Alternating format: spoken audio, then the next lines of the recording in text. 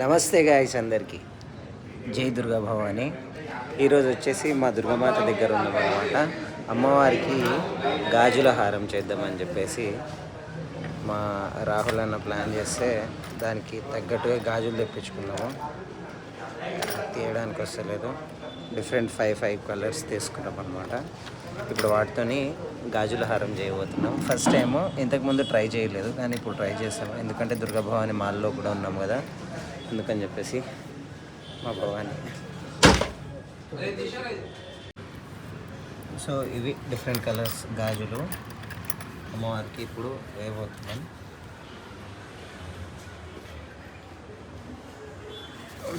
Start చేద్దామా మరి?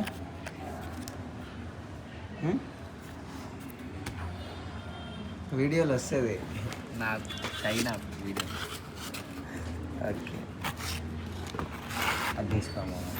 ఇది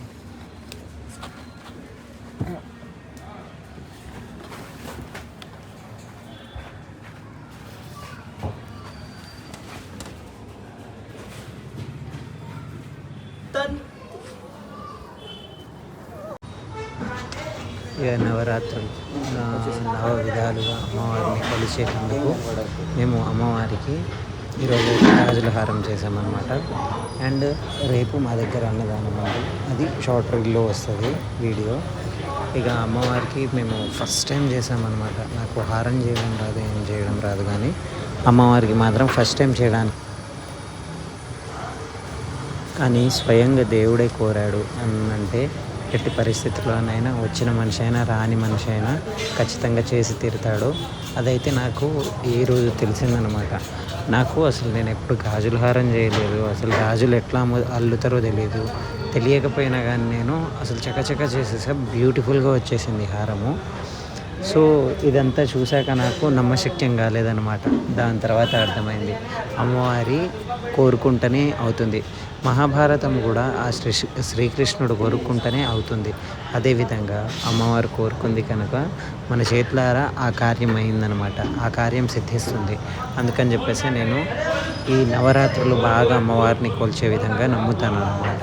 మీరు కూడా అమ్మవారి దీక్షలో ఉండండి, కొల్చండి అమ్మవారికి ఎంతైనా. అమ్మవారు ఖచ్చితంగా మీ కోరికను నెరవేరుస్తుంది.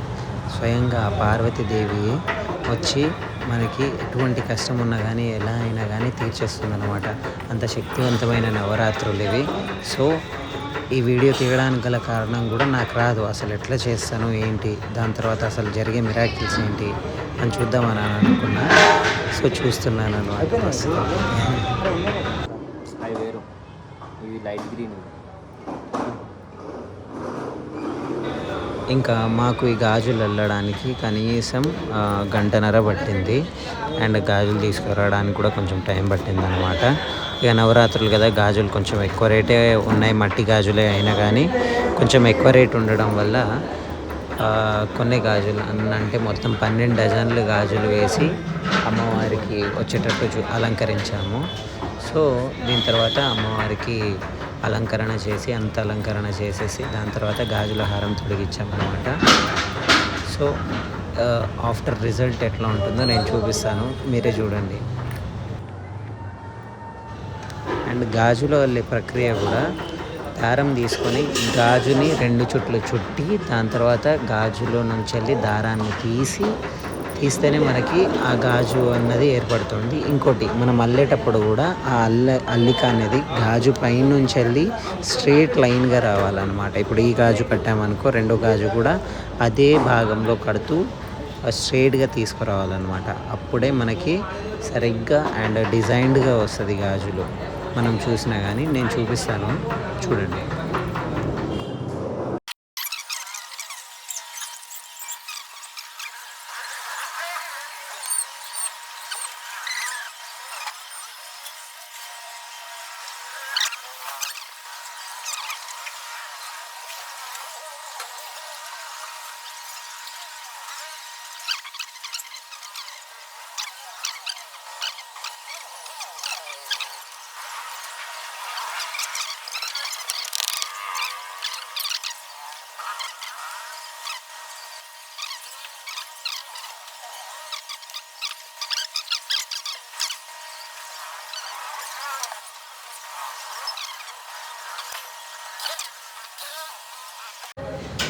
మాకు ఈ గాజుల హారాన్ని చేయడానికి 2 గంటల టైం పట్టింది. ఎందుకంటే కొత్త కదా, అందుకని కొద్దిసేపట్లో అమ్మవారిని అలంకరించేసి గాజుల హారం వేసేస్తాం.